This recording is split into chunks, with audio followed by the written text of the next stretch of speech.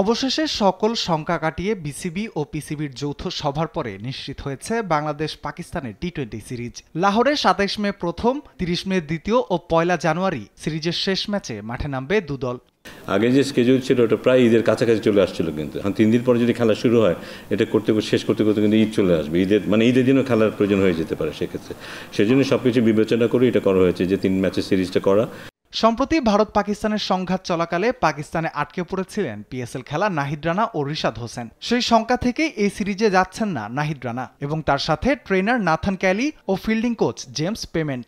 তো বললাম নাহিদ যেহেতু রিসেন্টলি ওখানে ছিল, স্বাভাবিক ওর অনেক কিছু মুখোমুখি হতে হয়েছে, তো সেটাই হয়তো তাকে এই সিদ্ধান্ত নিতে সাহায্য করেছে।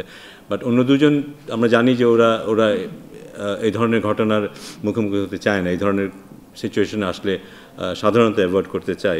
বিপিএল এর সেরা ক্রিকেটার মিরাজ নেই এই সিরিজে। বিষয়টি নির্বাচকদের উপরে ছাড়লেও মিরাজের বোলিং নিয়ে শঙ্কায় এই পরিচালক। ওকে যদি আমরা টেস্টে চিন্তা করি, ওকে যদি ওয়ানডেতে চিন্তা করি এবং টি-20তে চিন্তা করি, আমার মনে হয় না ও একই জায়গায় থাকবে। 3টা ফরম্যাটে একই জায়গায় থাকবে মনে হয় না।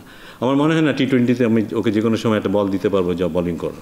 প্রথমবারের মতো আরব আমিরাতের বিপক্ষে হারার ম্যাচে টাইগারদের হাস্যকর ভুল চোখ এড়ায়নি ক্রিকেট অপারেশনস চেয়ারম্যানের। হ্যাঁ, ইউএই কিন্তু খুব যে দুর্বল একটা দল তা না, কিন্তু আমাদের যেতে উচিত ছিল, কোনো সন্দেহ নেই। বাট এটা একটা প্রসেস। আমার ধারণা যে অনেক সময় 2 পা সামনে আগানোর জন্য 1 পা পিছাতে হয়, কিন্তু আমার মনে হয় এটা আমাদেরকে কিছুটা হলেও জাগিয়ে তুলবে, আমাদের অ্যাটেনশনটাকে ঠিক জায়গায় নিয়ে আসবে। আমরা কিছু ভুল করেছি কিন্তু এই ম্যাচে, নয়তো হয়তো এই ম্যাচে আমরা জিতে পারতাম। এই ম্যাচে অনেক পজিটিভস আমাদের ছিল। কিন্তু এবারের বিশ্বকাপের আগ পর্যন্ত জাতীয় দল নিয়ে পরীক্ষা নিরীক্ষা চলবে বলেও জানান তিনি। আমরা হয়তো দেখবো যে ইউএতেই হয়তো 11 জনের জায়গায় 14 জন হয়তো বোধহয় এই পর্যন্ত অলরেডি খেলে ফেলেছে। So this are good signs. But এটা যেটা হবে যে মাঝে মাঝে হয়তো আমাদের ব্যর্থতাটাও মুখোমুখি হতে হবে, যেটা হয়তো না হলেই ভালো।